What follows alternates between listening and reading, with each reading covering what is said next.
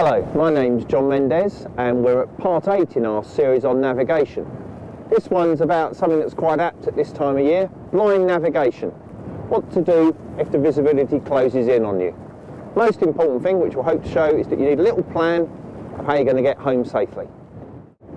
If the viz starts to fall, the first thing we want to do is fix our position. That's great and easy with a plotter, but even better would be something in real life. Luckily, I've got a navigation mark visible in this closing in mist, so I'm going to do something sensible and take the boat to it. Having got to the mark, I can do something else really useful. I can take an accurate measurement of the tide's bearing and speed. The boat hasn't got a compass, but I've got my trusty hand-bearing compass here. Line the boat up with a mark, take the bearing, and we're about 240 degrees, and I'm looking at that tidal flow, and I reckon that's a good 2 knots. When we keep the boat stationary in relation to the buoy, we can look at our log here, and it's flickering back between 2 and 3 knots. So we've got our basic information. Now back inside the boat on this brisk December day, we've recreated the foggy conditions by closing all the curtains, so I've got no outside view. I've got someone helming for me, and I've done a little preparation. I've organised the tide for the day so I can work out the depth of the water in real life as opposed to just what it reads. I've got my little pad with where I'm going to record all my information. I've got my chart ready to plot what I need to know. First thing I'm going to do is plot my 11 o'clock position on the chart, which is here, right next to Solent Bank. So we do the sign for a fix and the time. And then we're going to draw our heading in, which is 220 degrees. So we draw that line in and we give it 1 arrow for water track. Now we're going to do an EP, and we're going to do it for 6 minutes. So we're going to put in the boat speed, which is 10 knots. I'm using centimetres for our scale of this. So 10 centimetres is representing 10 knots of boat speed.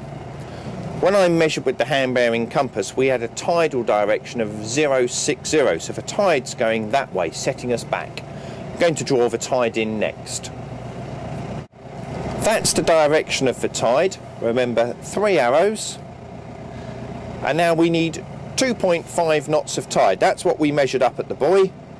So there's the 2.5 on that point. There's our little mark. So that effectively would be our EP. What is actually happening for us. Because I've done a nice little scale drawing using centimetres, I can now draw in the ground track, measure along that for 6 minutes time, which should be 1 nautical mile, and that should give me where we actually are 6 minutes after we started.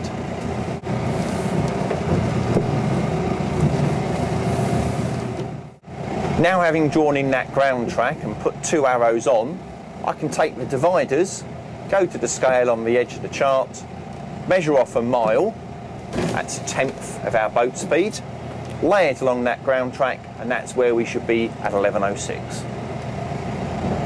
Having done that first 6 minutes, we can use that line as a projection forward for the next 6 minutes. Tide seems to be fairly constant. That should hopefully take us into shallow water where we can pick up a contour to work towards our harbour. My plan is that once we get that significant drop in depth, I'm looking for the 2-metre contour, I can follow that and the harbour will be on the end of it because there's a pier and that will appear through the mist. That's the cunning plan. On the chart, we can just look at that in more detail.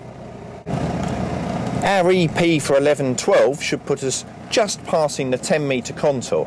Then we'll see a dramatic drop in depth down to the 5 and the 2-metre one.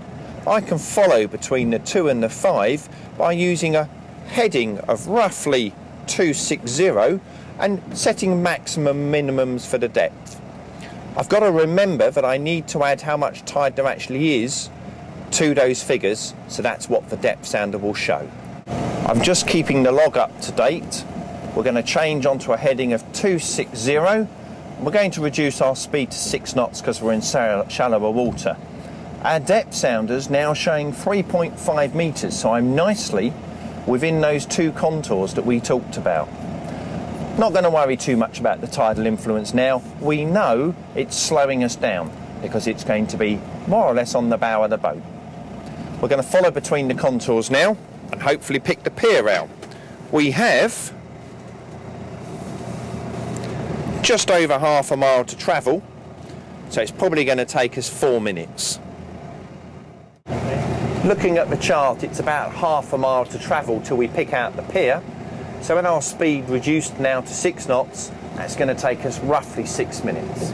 Now we've turned onto 260, I'm heading for the end of the pier.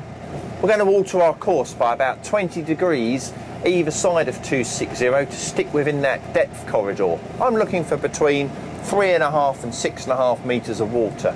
The pier is right on the end of the 2 metre contour, so because of the height of tide, around about 4 metres means I should hit it. Just filling in my log here, my 6 minutes are very nearly up. I reckon we should just start to see the end of the pier appear out in the murk. Need to be careful, don't want to hit it. And there's quite a few mooring buoys around here, so we need to keep our eyes open in that gloom up there. But I reckon, Helm, we should be almost there.